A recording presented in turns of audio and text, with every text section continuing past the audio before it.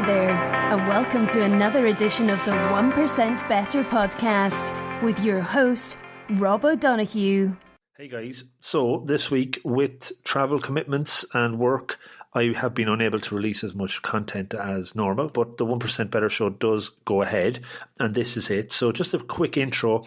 It's with Eben Alexander and Karen Newell. First time I've had two guests on the show, and it was certainly an interesting one. Eben came to prominence a number of years back when he released a book called Proof of Heaven about an NDE or a near-death experience that he had a few years previous. What makes this one even more interesting is the fact that Eben is and was a neuroscientist and had zero belief in NDEs prior to his own experience.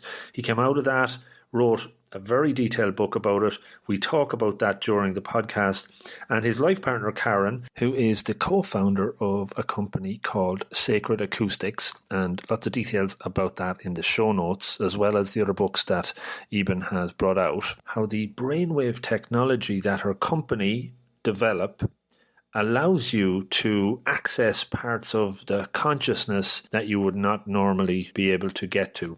And this is where Eben has been able to reconnect with the world that he describes and experienced during his NDE. So look, it's a really, really interesting one. Delighted to have somebody of Eben's background on the show and Karen's experience able to talk about that during this podcast as well. So as I said at the start, back to normal releasing next week with some new shows, but this is one I really wanted to get out despite the other challenges travel-wise, and I hope you enjoy it. And again, just to remind you, check out the show notes. Lots of links there to Eben's website, to Karen's Sacred Acoustics website, and there's also a link to a free online course on Eben Alexander's site, 33 days it's called. There's a free 20-minute sound meditation MP3 on Sacred Acoustics as well. So lots of goodies. Hope you check them out. And as always, I hope you have a great weekend and enjoy the episode. Thanks as always for listening. Take care.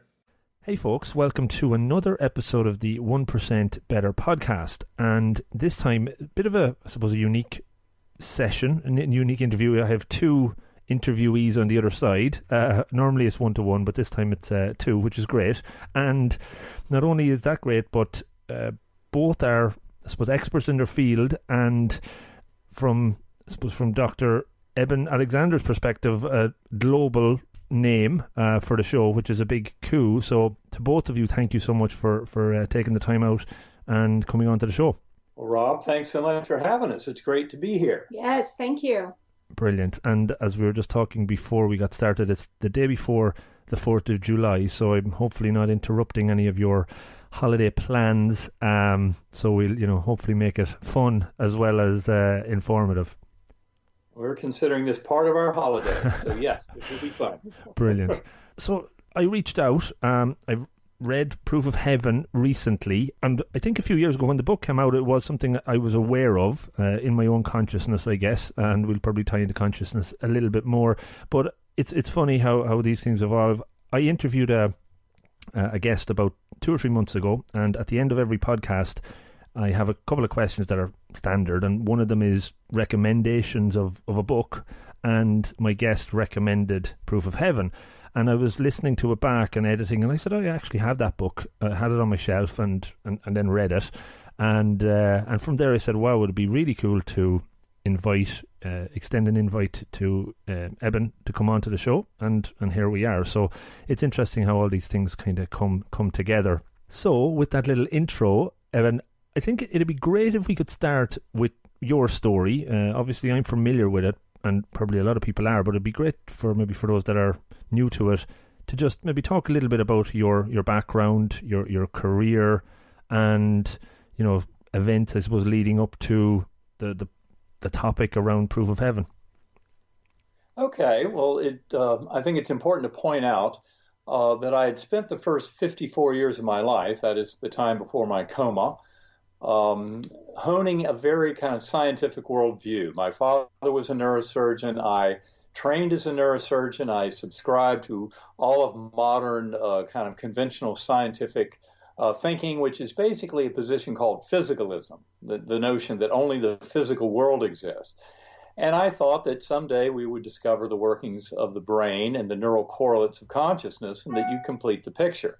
The problem is that's not the way it works out. And the way that my journey unfolded to show me the falsehood of our conventional scientific viewpoint had to do with an extremely aggressive and rapidly progressive case of bacterial meningoencephalitis that occurred back in November 2008. And I was driven rapidly into coma, literally within about 3 hours of symptom onset. I was seizing and deep in coma, which is where I remained for the next 7 days. The blessing of it all has to do with the fact that my doctors had full evidence of the destruction of my neocortex, the human part of the brain, from the moment I got into the emergency room, already unconscious. And they knew from my neurologic exams, my CT and MRI scans, and laboratory values that I had an extremely threatening and deadly case of bacterial meningitis. And it turns out that none of my journeys should have been possible according to the principles of modern neuroscience, given that destruction of the human part of my brain. And yet what I actually witnessed was a far richer, more real and alive world than I had ever experienced in this material realm. And as much as people might be tempted to call such things hallucinations, dreams, drug effects, what have you, my neocortex was so heavily damaged in a documented fashion that none of those explanations work. And I think that's why Proof of Heaven has had such a major impact on the scientific community and medical community at large, because of that complete mismatch between my experience and the damage to my brain. Now, very briefly, the journey itself, as I describe in detail in Proof of Heaven, started in a murky, coarse, unresponsive realm that I call the earthworm's eye view. For a long time, I thought that was simply the best consciousness my physical brain could muster while the neocortex was being so heavily damaged by infection. But I was rescued from that by a slowly spinning white light that came with a perfect musical melody and led like through a portal up into this rich, ultra-real gateway valley. It had many Earth-like features. For example, I was a speck of awareness on a butterfly wing, and there were waterfalls into crystal blue pools. There were thousands of souls in this meadow down below us, all dancing, lots of joy and festivities. And yet above were these spiritual elements, these swooping orbs of golden light that when I described them coming back to this world, I said they were angelic choirs, and they were emanating chants and anthems and hymns that were just stupendous and awesome in their power, that would thunder through me. And basically all of this awareness went far beyond anything you could ever see with the eyes or hear with the ears. Huge parts of those realms we experienced by becoming vast swathes of those realms. So that's why it's so hard to put these kind of experiences into words in our human language. But from that Gateway Valley, where I met this beautiful guardian angel, and those who've read Proof of Heaven will realize that 4 months after my coma, the identity of that guardian angel helped me to clarify the reality of my journey. But she gave me a beautiful message that I think is central to all on earth from this journey, and that is you are deeply loved and cherished forever. You have nothing to fear. You will be taken care of. In essence, we have the ability to really trust in the universe. And also, we can discover so much by going within. That's why Karen and I, in our work and in our recent book, Living in a Mindful Universe, are all about exploring these realms of consciousness as sentient beings. Because, as we always say, you don't have to die or be smoked down by meningitis to get every bit of this. All you have to do is go within consciousness through meditation, centering, prayer, what have you. Now, in my journey, my NDE journey, it did not end in that beautiful Gateway Valley.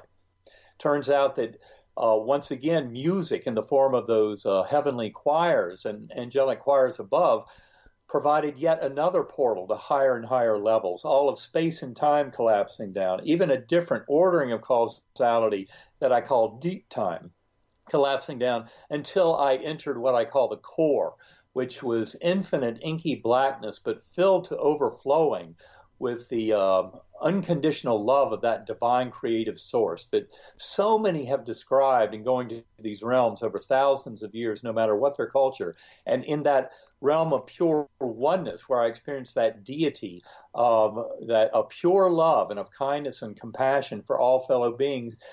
It was shown how we are all one, how we're sharing one consciousness, the one mind. And the more in my study since then, in the 10 years since my coma, I've come to study consciousness and the mind-brain relationship and everything that we can discern about the nature of reality. It's become very clear that we need to realize that consciousness is fundamental. This is a position we put forward in our book. It's a position of idealism, ontological or metaphysical idealism, but it's one that I think is the best answer for quantum physics in trying to put together the deeper kind of version of reality here in the early 21st century and trying to make sense of all these experiences. And my coma experience was simply the catalyst that allowed me to make that leap. And so I'm trying with these books and with our presentations and joining with many other scientists that are similarly interested to help the world come to realize the importance of this revelation. Wow, there's a brilliant explanation there of everything, and there's probably so much into it. So I'd like to maybe just pick through it a little bit and ask a couple of questions that typically come up for me as you've kind of walked through it. One of them, I suppose, you said, there's human language can't really describe what you felt. Feelings, what could you even try and attach to what was being felt during that period? Would you put it towards like fear initially? Was there? I think an important point to make here, and this is a crucial distinction, although my near-death experience on the Grayson scale, which is a common scale used to measure such experiences, scores in the upper 2%, 2 percentile of all such experiences ever reported, there was an atypical feature. And that is the fact that I was amnesic for the life of Eben Alexander. I had no words. I had no language. I had no memories of my personal life before coma. I had no knowledge of Earth or human beings. I really was starting with an empty slate. And of course, initially that was kind of a mystery to me because I'd never read the near-death experience literature before. But after this, you bet I wanted to get into it deeply. And after I'd written down the first 20,000 words of my most basic memories of my experience, only then did I delve deeply into the ND literature and realize that amnesia was a bit of an atypical feature. But in later months in analyzing my experience, it came clear to me why such an amnesia was important for me to get the lessons that I was to get out of this. But I think that that kind of sets the stage because that empty slate really allowed for so much kind of knowledge and not going in with any kind of prejudice or any kind of presupposition about it all, I think is something that really enabled me to glean the deepest and most profound lessons from this, although very important to point out, I'm still uncovering those lessons. People have this idea that you have an NDE and you come back with all this great clarification and knowledge. Well, I can tell you as a scientist who subscribed to the conventional materialist or physicalist scientific thinking before my coma, I came back just shocked witless because my experience completely defied all that. And I realized I had to go much deeper to come up with any kind of notion of the nature of consciousness and to explain anything about this experience. And likewise, by extension, many other types of such experiences that really are not limited by our prior beliefs. That's an important point to make, too, is the content of these experiences is something the universe gives us, and it often changes one's viewpoint radically. And as a scientist, yes, it changed my viewpoint radically, and the good news is I came to realize that many scientists who study consciousness and study these kind of exotic human experiences are coming to a much richer view of the nature of reality, relationship of brain and mind, and understanding of what we call consciousness. Very interesting. One of the things that I kind of grapple with is that, from the minute we're born, from the minute we start kind of being aware of things around us, we're being conditioned in so many ways to follow rules, to follow set language. That whole idea of independent thinking is probably not even a thing as much as it's imposed upon us. Within that world, as you said, you're back on that blank slate. The concept of time and thought, how did they kind of mix together? And did you have any kind of perspective of a duration of how long you were in this world for? Well, I do remember when asked that question within the first week or two of coming back to this world, I said that I was there for months or years. I mean, it's important to point out that what we see as time in this material realm is nowhere near as straightforward as people think. You know, the simple passage of past into present into future is not really the way things seem to work. And especially when you get into the world of quantum physics, it becomes apparent, for example, with what's known as the participatory anthropic principle introduced by John Wheeler, the famed Princeton physicist who gave us concepts of wormholes and black holes. He made it clear that nothing really exists in the past until it's recorded as knowledge in the present. And that's just the beginning of kind of the deep mystery of time. And what I saw in my experience was a very clear kind of distinction between what we call time flow in this realm. I saw that as part of the stage setting. It's a very superficial part that's built on the top of reality as it's interpreted by our brain in this four-dimensional space-time, but it's not part of the deeper underlying reality. And that's where I think things get very interesting. And in a very real sense, we are living in this now, and even our linguistic brain kind of conspires to contribute to the illusion of a reality to past and future. And yet there's something different going on here that the scientific world, especially through quantum physics and a deeper unraveling of the workings at the subatomic level and atomic level, show us we really need to expand our possible models of understanding. And something as fundamental as time needs a deeper unraveling to come to an understanding of consciousness, because really consciousness itself fully includes all of these possibilities, including that limited time flow in this material realm, but also a deep time, kind of a notion of past and future existing in the now as knowledge and contributing pretty much to our journey of understanding and soul growth. And these are aspects of time and of reality that we can get to in deep meditation and centering prayers by going into consciousness. When you realize the physical brain is not the creator of consciousness, but is simply a filter that allows the expression of a much grander primordial consciousness, then you start to see why meditation and going within and practices of mindfulness can be so crucial at discerning more about the underlying truth behind it all. And this is one of the reasons why I really appreciate the work I've been able to do with my life partner in all of this and co-author of the book Living in the Mindful Universe, Karen Newell, because of her work in specifically the company that she co-founded, Sacred Acoustics, offers tools for people to get into very deep transcendental states of conscious awareness. And this is where we start to realize that we can have far greater insight into the workings of reality than by pretending that the physical brain is creating consciousness out of physical matter alone.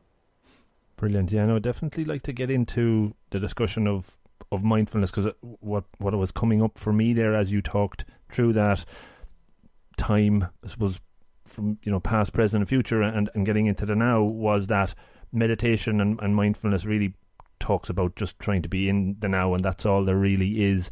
Was meditation something that was on your radar prior to the NDE, or was it something that you didn't really believe in? Well, yeah, we discussed this in our book, Living in a Mindful Universe, but the important answer to your question is I actually did participate in meditation when I was in college.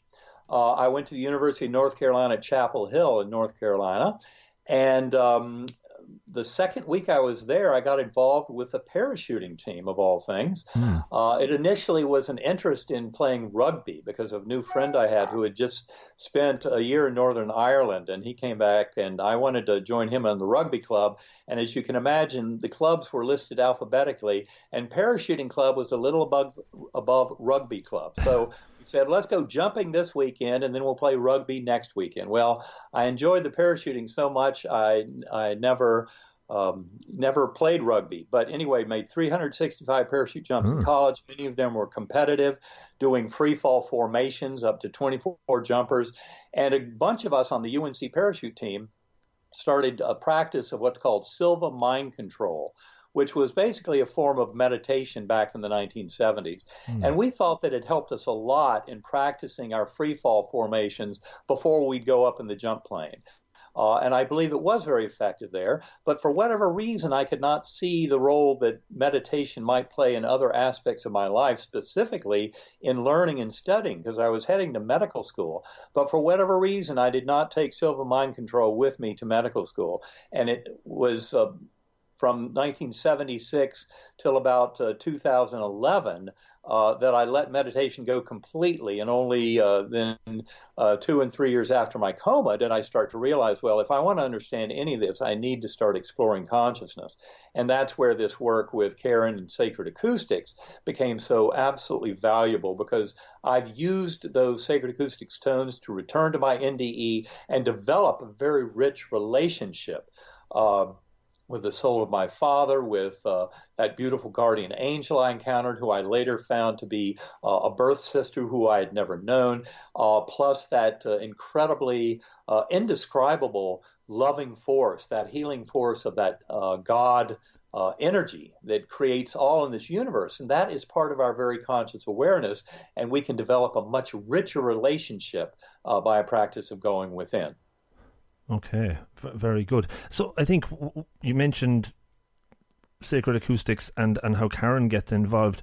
Just to kind of just before we can get to that point, when you came out of the coma, when you realised, God, this is whatever happened, I need to write about it. Was it you needed to write about this to make sense of it, and then it started to morph into something you wanted to share?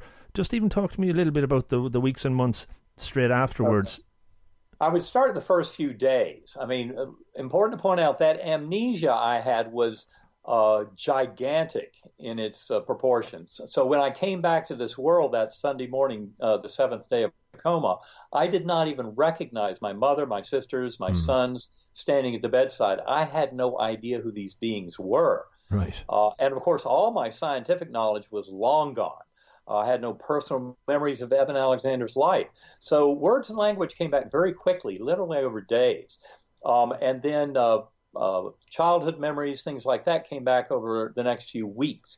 And then semantic knowledge, all of my knowledge of brain, mind, consciousness, cosmology, physics, chemistry, etc., came back over about 8 weeks. And it was more complete when it came back over 8 weeks than it had been before the coma. But during that period of weeks, waiting for all that to return, my default assumption early on was that, of course, this had to be some vast hallucination.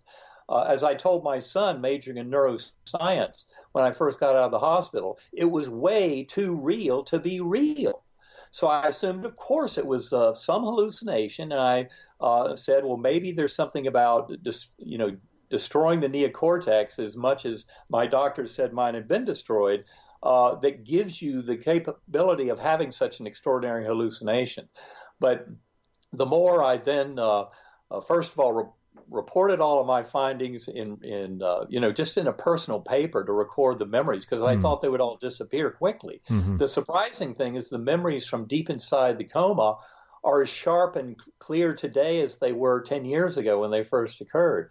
The memories of a psychotic nightmare that occurred in the 36 hours immediately after awakening from coma, when I was trying to kind of right myself, those memories faded within weeks. So NDE memories are not at all like a dream or drug effect or hallucination. In fact, Bruce Grayson and other scientists who study this kind of thing have defined that the memories of an NDE are richer than for many true, real, extraordinary life experiences. And they do not change over time. That's a fascinating aspect of those memories. But it turns out that for a long time I thought, well, this is a wild hallucination. It tells us something about consciousness. But the more I then uncovered in those early weeks and months about my own illness, the more I realized I was reading the medical records of a dead man. not of someone who came back to this world and then had a complete recovery. And that part was very haunting.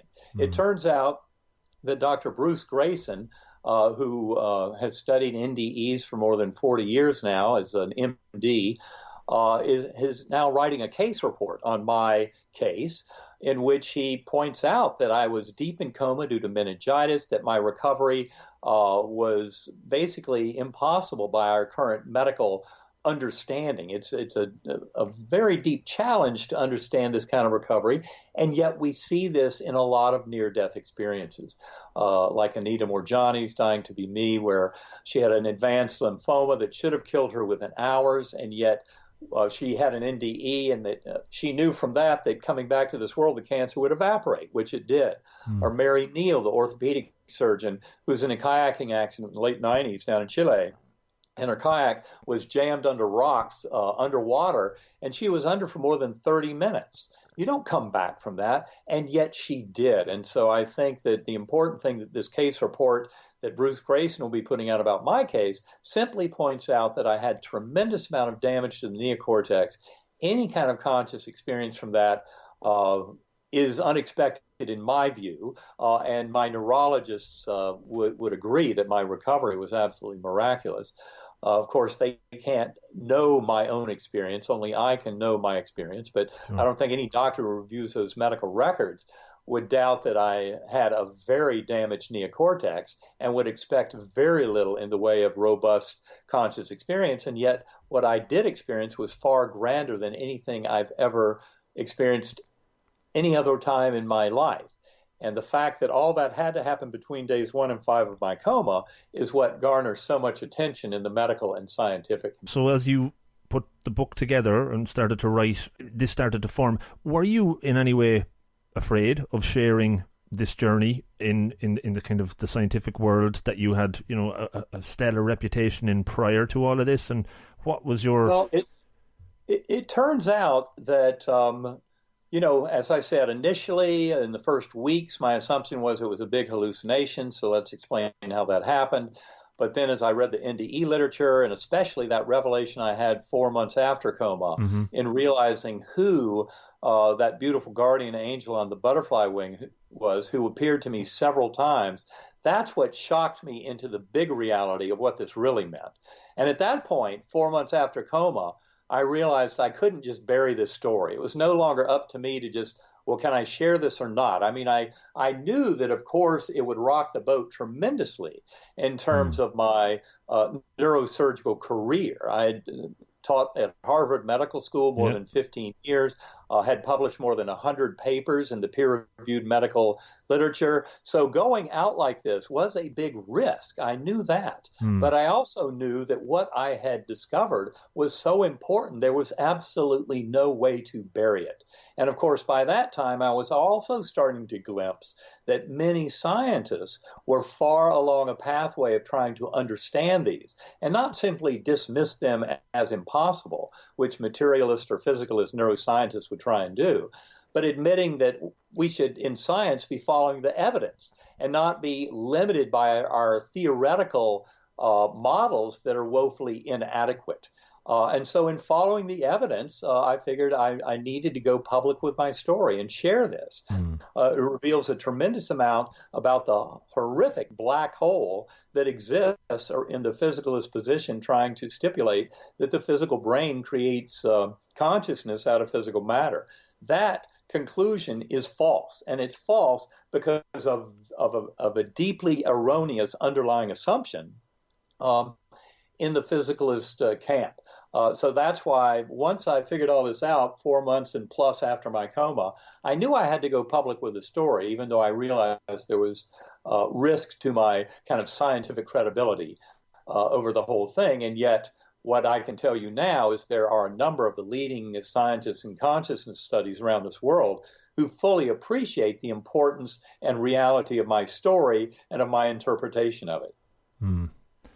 Very interesting. So I guess as you wrote it and as you started to read the literature, you started to see maybe meditation here might be a gateway into replicating that experience. And is that how you and Karen were able to connect? Or maybe you could talk to me how Karen, you came into the into the story, into the journey as you get towards the new book?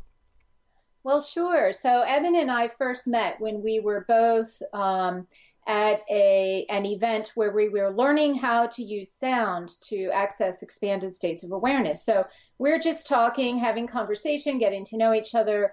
His book hadn't come out. He wasn't any kind of well-known out in the general world, but I knew he had had a near-death experience just from what some other participants at this event had told me. So I was kind of curious. I had met other people who'd had near-death experiences, and they often come back reporting a really important spiritual lesson. So I was really interested in that, and I said, what was the most important thing you learned as a result of your near-death experience? And Eben looks at me with this very intent look on his face, and he says to me, the brain doesn't create consciousness. That was his big revelation. And I thought, why would anyone think that it does, is what I said to him, because it didn't make any sense to me that people would believe that consciousness arises out of physical matter. And yet I was kind of outside the kind of normal societal belief that that is in fact the case. The brain creates consciousness.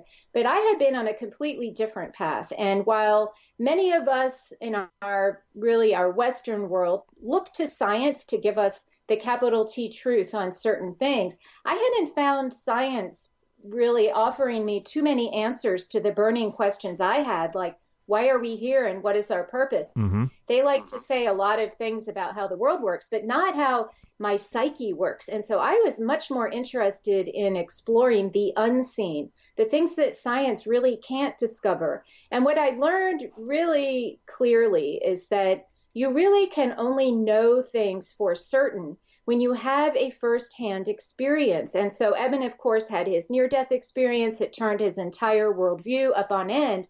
But I had kind of cultivated this ability to generate firsthand personal experience and prove to myself the reality of things that many people are waiting around for science to discover and let us know about.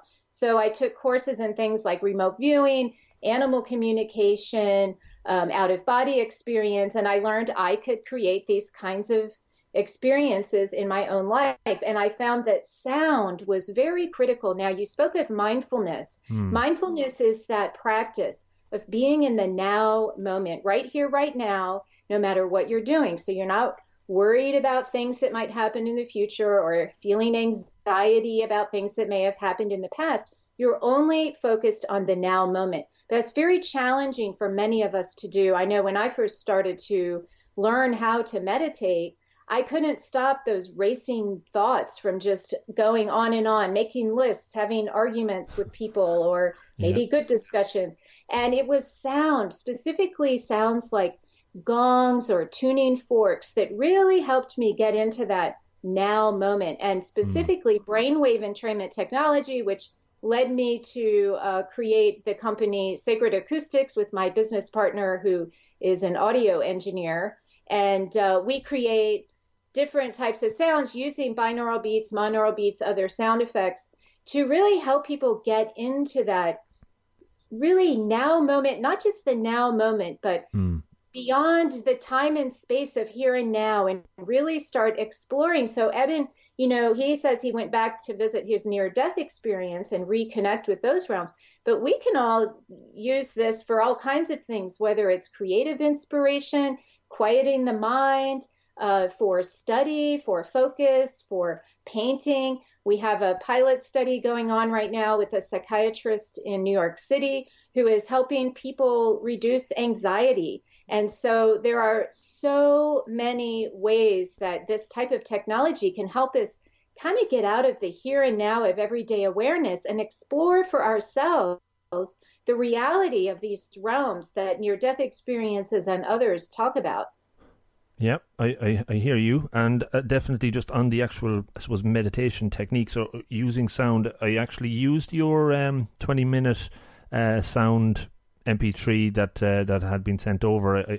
What I've been doing for the last few years is mixing and matching different types of meditation or mindfulness techniques to try and find which one works best. And I know there's kind of that whole it's not working sort of feeling, but it just getting familiar and comfortable with the thoughts coming and going is is obviously mostly what it's all about. I've recently got more into, just as you said, listening to a bell every 30 seconds or 1 minute. Whereas early on, maybe it has been more around kind of guided meditation, and the I suppose the journey would be talked through during that period of time. And then I've given a go at just complete and utter silence for 10, 15, 20 minutes. For people that are starting out, do you have a recommendation on the best form to help people quiet the mind and, I suppose, get that practice up and running? Because I think most people just get frustrated after a week or 2 weeks of trying it because, again, that classic, it's not working, I'm not doing it right, when there is probably no right or wrong way of doing it. Well, that's a very interesting point, because I like you, search for the best methods. And what I really learned through all the many courses, teachers, techniques, methods that I exposed myself to is that all of us will have a slightly different definition of the best method, because we're all a little bit different. And I noticed in some courses where teachers would be going on and on about a certain method, and this is what should be happening. It might not be happening for me, but someone else was having this amazing experience, and vice versa. So it's really important to do exactly what you said, which is try all these different methods. And frustrations are very common because we're not used to just sitting quiet and settling the mind. That mind is, it's our friend when we want to go to Harvard and get a PhD and all of that. But it really gets in the way. As Eben said, our language, while we can't find the words to describe sometimes these amazing spiritual experiences, on the other hand, these words seem to limit us into very definite kind of ways of explaining how things happen. And so it really can be useful to find the feeling state. You asked Eben about what it was like to feel out in those realms. And I would say when you get into deep states of meditation, it is much less about words and really feeling a certain, I'll even use the word vibration or resonance or state, without having to put a word on it. Just go in and feel what it feels like. So it's very useful to get the mind out of the way and realize feelings are so important. And in terms of beginners, I would say that that's where this brainwave entrainment technology really helps. Because I know when I was a beginner, just sitting quietly, waiting for the time to pass, enough time to pass where it would be good enough, whether, as you say, 30 seconds or up to even 10 minutes. But when I was listening to the sound, I was able to go for 30, 40 minutes and find a zone while that sound was going on where I could really settle into that expanded state of awareness. And so beginners can use that. Another tool that I also found very useful was to imagine that my breath was coming in and out of my heart. And that kind of would allow my awareness to move out of my head and into my heart area. You can even imagine your breath is moving in and out of your big toe, anything that kind of moves your awareness out of the mind. But when I would put my awareness on the heart, that's when I started to really have some really interesting things. When you start putting awareness on the heart, you start to activate, at least I did and many others, stored emotional traumas, things that block us from our real serious spiritual growth. And when you first begin to focus on the heart and start activating these things, it can be a little overwhelming. But what I ended up realizing is that we're actually releasing these traumas, emptying ourselves of these old kind of patterns from within, and then they get replaced by whatever you consciously decide to invite in. And in my case, that was the divine love of source, or whatever you want to call it, the divine love of the universe that we all have access to. And so, of course, that's a little more advanced, but clearing that trauma is very useful when you're first starting out, because those are the little stories that are running through your head. Those are the little stories that we can't get rid of when we try to find that quiet space. So finding a way to release some of that can be very useful. And I think Eben is very anxious to add something. Yeah, I was just going to add one thing to clarify for your listeners. Important to point out that we are not the thoughts in our head. The linguistic voice in our head, which is often the voice of the ego, is not who we are. I like looking at that little voice in the head, which is also, of course, the voice of rational and logical discussion between humans trying to understand concepts. But I love the way that Michael Singer puts it in his book, The Untethered Soul. He calls the voice in the head the annoying roommate.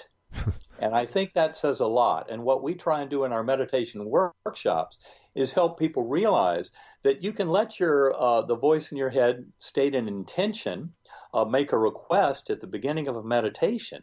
But then, especially with something as powerful as Sacred Acoustics tones, you can allow your higher soul to take over and kind of a higher awareness that is far grander than just that little voice in the head with all the egoic concerns.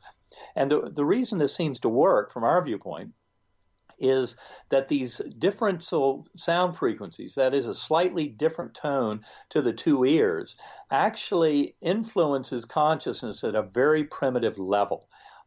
That influence is in a circuit down in the lower brainstem that evolved more than 300 million years ago, long before mammals, at a time when reptiles and amphibians were crawling out of the muck, and an evolutionary neurobiologist might be tempted to pin consciousness into that part of evolution.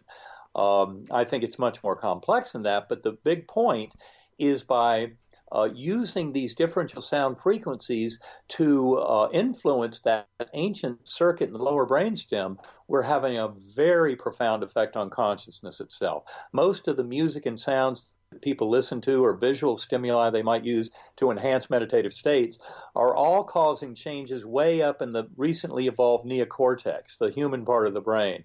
And from our point of view, you get a much bigger effect when you can intercept consciousness at a much more primitive level. And that's why I believe that especially the neural helix form of Sacred Acoustics, binaural beats, is so powerful at helping people get into transcendental states of conscious awareness, which is really reuniting with their higher soul, which reuniting with that God force at the core of all creation, the very source of our consciousness. And we can broaden that far beyond the self-imposed limits of the little voice of the ego. I call the little voice of the ego in my mind a little gremlin, kind of a guy with a little, a devil, and he always seems to be on the same side, one shoulder rather than the other. But I think being aware of him and being able to, I wouldn't say talk with him, but just listen and say, yeah, I hear you, not today sort of thing. Make friends with him in some ways is helping. And that's, again, going back to where I got into meditation, tying it into anxiety, it certainly helped me massively to kind of unwind and detach. And as you said, you are not your thoughts, and your thoughts can develop into feelings and emotions, and it's really kind of disconnecting all of those for sure. I'm interested, when I meditate, I tend to do with my eyes closed and sitting. With the techniques you're talking about there, with the beats, is there a preferred way? Again, it's a lot of people maybe starting out with their eyes open find it difficult. Any insights on that? Well, generally speaking, we recommend doing it lying down, which is different from that normal, more traditional sitting up position that is recommended. And the reason we recommend lying down is because we really want to, I guess the easiest way to put it is to make the body, the physical body, profoundly relaxed, almost asleep, we would say, while the awareness, the mind, is still aware and alert. And so the easiest way to get into a very profoundly relaxed physically position is laying down. And this does have some caveats, however. If someone tends to fall asleep very easily, that would not be recommended. In that case, we might recommend that you sit up or in a reclined position so the neck can fall back. A really common problem I know when I had sitting up with meditation is my neck would fall forward, and that would cause another type of problem. So really finding a relaxed position is what we recommend. Now, some people do this as a walking meditation, which I find really interesting. But some people do like to listen to these recordings and say, go for a walk in nature, or even say while they're on a train or airplane. But walking out in nature while listening, people report that their senses are very heightened, that they're able to sense things in nature that they wouldn't otherwise if they were just walking normally. So we do encourage people to experiment and find what works best for them. Some people do it while they're sitting up, as you described, because that's the position that they're comfortable in. And many people who are experienced, say in the lotus position, sitting cross-legged on the floor, may find it's just as easy to put some headphones on. We do recommend using headphones, although if you have a good 2-channel speaker system where you hear the left and right equally, that is also effective. Now, one thing to remember is we absolutely do not recommend doing this while driving. So many people, in fact, that's why we don't post our recordings on radio channels like Spotify and such and Pandora, because people, if they're just listening while they drive, they could go into a state without realizing, a very relaxed state. So they're very powerful tones. So you want to keep that in mind when you're finding the right position. Sure. Until self-driving cars, automated cars come along, and then we can put them on Spotify and hand that over. No, it's very, very interesting. I've talked to a lot of people from the meditation world and the different techniques, TM you mentioned as well, and it all varies on how long it takes to get, I suppose, again, used to the practice and start seeing some of the benefits from it. For me, other people noticed the change in me before I think I noticed it. What's your experience with, I suppose, the benefits of doing it and getting into the practice, and how quickly they can come along? Well, I think the cumulative effects are just, you can't stress enough how a regular practice really is so much more effective than just a couple times. And of course, some people just after a couple times start to notice effects, and others it takes weeks or even months. It's very interesting you say that other people noticed the effects before you did, because as we start to change, we just know who we are. And it really helps when another person is a reflection of who you are and can give you that kind of feedback, because even as we're changing, if it's very subtle, we may not notice that we're changing because it seems so normal to us. But people have reported immediate effects where they suddenly feel calmer. They've reported lasting effects where they listen maybe for a 30-40 minute session, and into the evening and even the next day, they still notice feeling calm.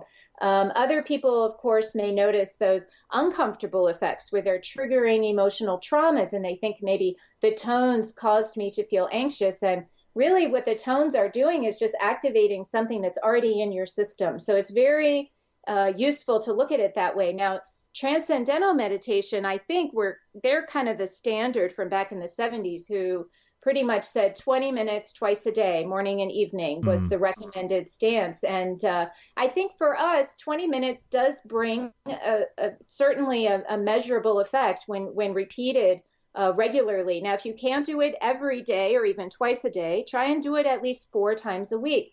And 20 minutes is enough to start. It's enough already with trying to get quiet at first. But what we found is that when you can develop the ability to stay in those states for longer periods, that's when you really start to get into these deeper states where potentially you start interacting with the soul of a departed loved one, or start having a life review of your own that might happen in a near-death experience. It might happen in a meditative state where you sort of recast past events in a different way. Many people use them to visualize things like sports performance or studying good results of a test, things like that. So the longer periods really allow you to go deeper, but you don't have to start there. I mean, we used to do hour and 15 minutes as our minimum, just so we could get into those really deep states and have a wonderful experience in a rich journey. But it's not necessary to do it that way. Some people will listen constantly while they're performing an activity. We have some that are designed for this. So, for example, Eben's son, who's in medical school, he used it to study for board exams for countless hours. How many hours? More than 1,000 listening. 10-minute cycles, yeah. So at least 100 hours of regular listening, and his test exam scores have gone up remarkably since starting to study in that fashion. So there's many ways to incorporate these kind of tones into your daily life to have an effect on you in many ways. Brilliant. Yeah, I tend to do something like that myself when I get up early in the morning. I do a bit of writing and whatnot, and I normally put in whatever's on YouTube, maybe some sort of beats that get me into that hypnotic almost state to really focus. It certainly helps. Just one other question around this is silent retreats, and you can do a 5-day or a 10-day meditation was something I was considering doing, just doing a silent one. Have you experienced doing multi-day with this technique, or how would that work over longer term?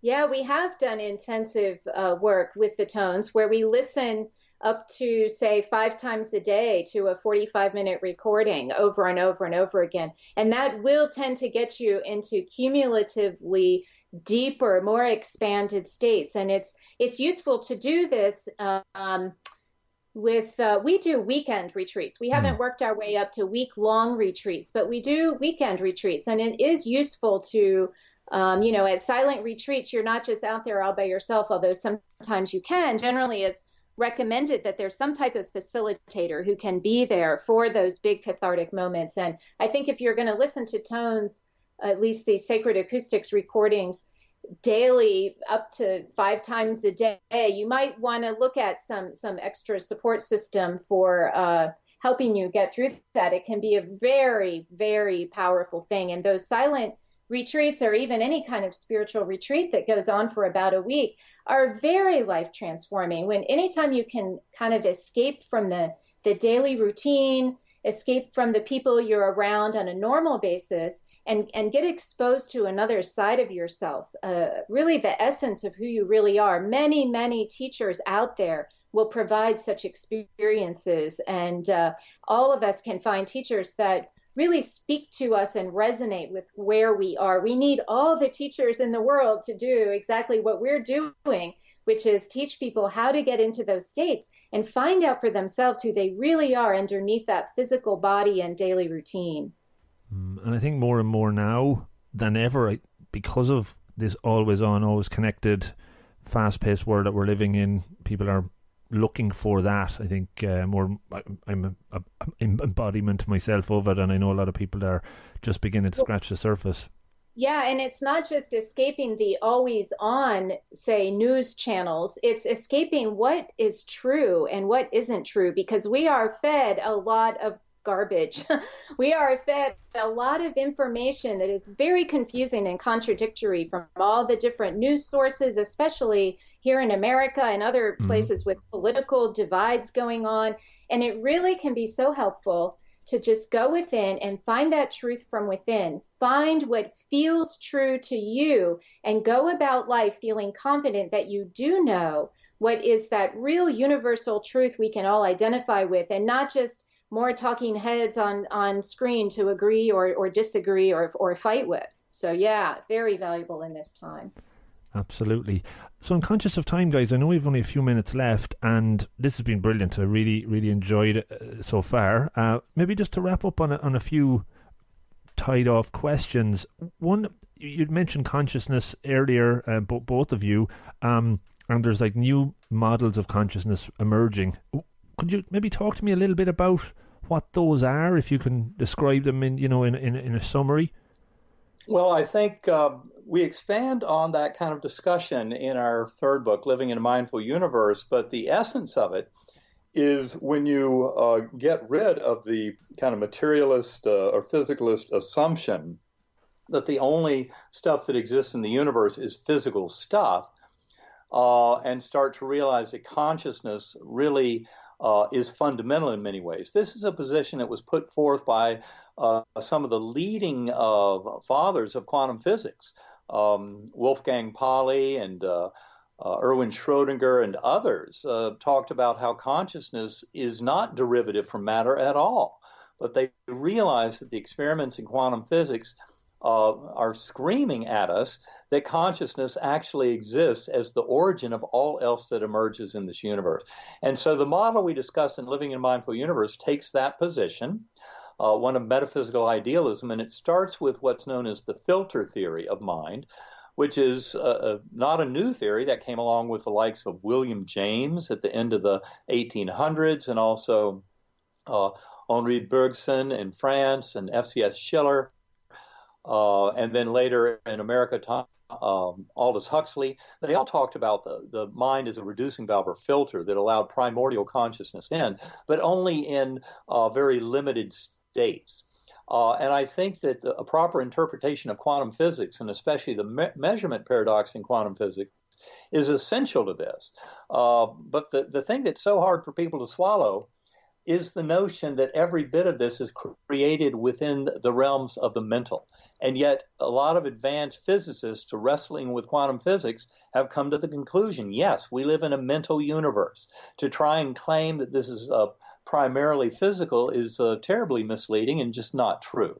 And so we're really trying to put this together from a position of realizing that mind is fundamental, that our free will can have tremendous influence on what unfolds in our lives. And the concrete example of that, at least in medicine, is placebo effect.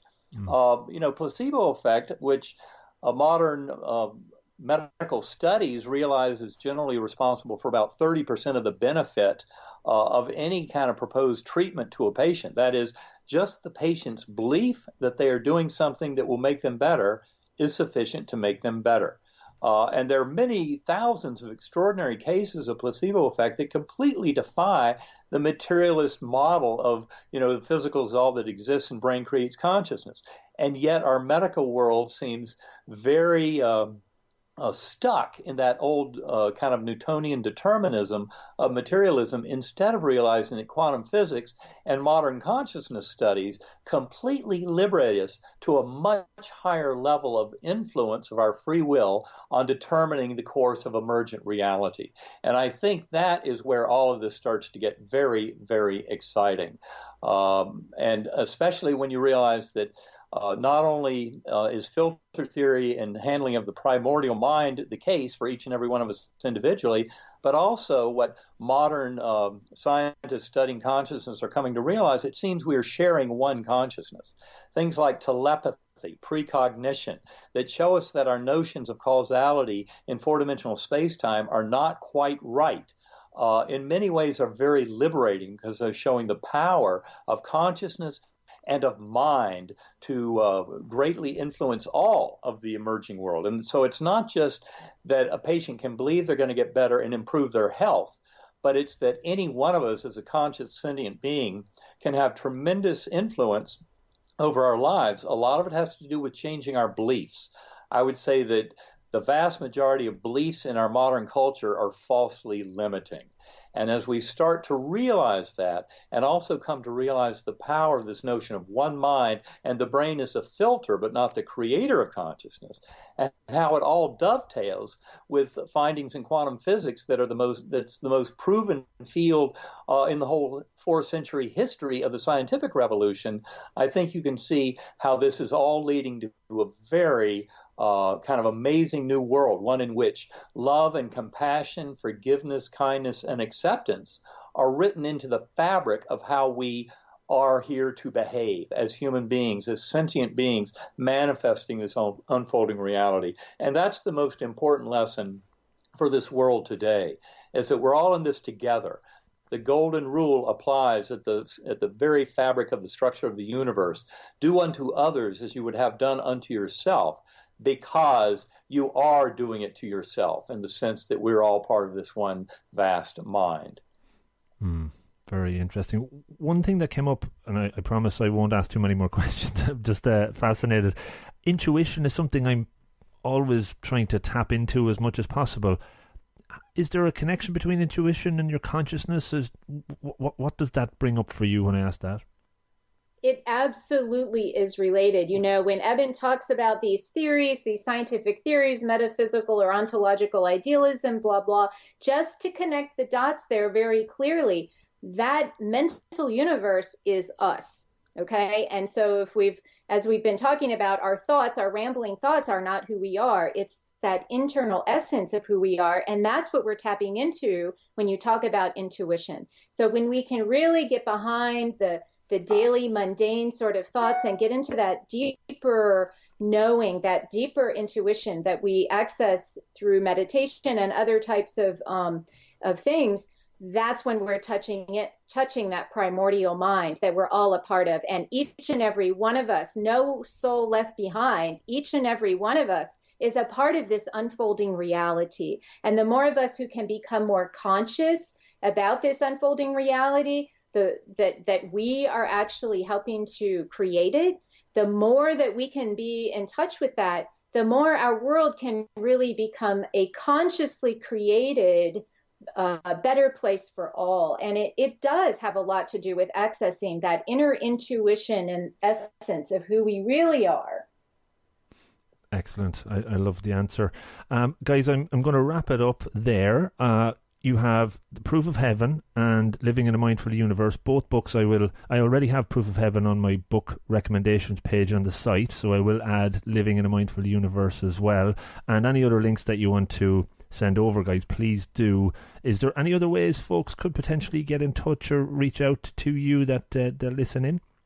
Yes, well, sacredacoustics.com will have more information about the sound technology we've been discussing. Yep. And on EbenAlexander.com, there's a link to a 33-day journey that we created as a companion to the book Living in a Mindful Universe. And it includes an email each day for 33 days that kind of hits on a high concept from the book, but also a practice. How do you take that information and apply it in your life? And we also have a forum there where people can leave comments. People have been leaving them from all over the world. We're thrilled, including Ireland, from everywhere. People are joining in and realizing this community of thinkers who really understand these concepts that we're talking about or are interested in exploring them is actually worldwide and growing daily. So that's great news for all of us. Brilliant. Yeah, no, definitely. I'm hopeful more from Ireland will connect in after we put this out as well. That'll always be good.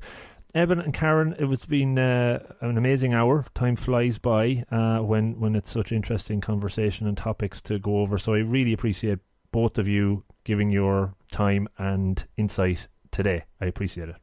Well, Rob, thank you so very much for having us. And I think our message is clearly one of great kind of optimism and hope for humanity. So I'm glad you were sharing it out with Ireland and with people all around this world. And thank you very much. And you asked us great questions, and that always helps with a good conversation. So thank you so much.